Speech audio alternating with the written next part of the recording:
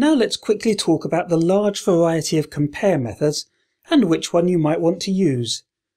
This slide shows the relevant methods from the definition of the string class in Visual Studio, and you can see there are a lot of them. Personally, I quite like the overload of the static string compare method that I used in the demos, which uses a string comparison enumeration value, because that gives a relatively compact way to explicitly specify how you want the comparison performed.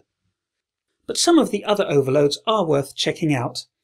Most of them provide different ways of specifying roughly the same information for the comparison, but one overload I will particularly point out is this one. It lets you explicitly specify the culture you wish to use, which means you don't have to go with the culture of the running thread.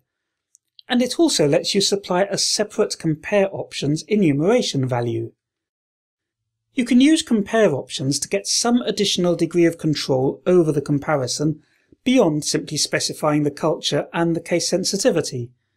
For example, I could call string.compare and explicitly specify Metropolitan French culture and ask for certain symbols to be ignored.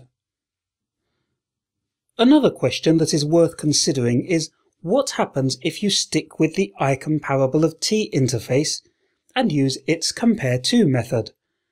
That interface offers you no ability to specify the type of comparison to be performed.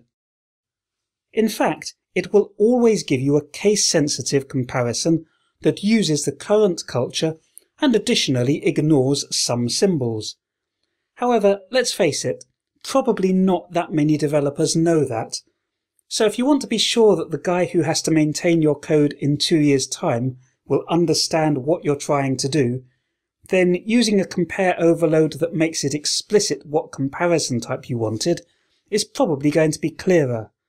That's why I tend to recommend against using the interface method if you can avoid it.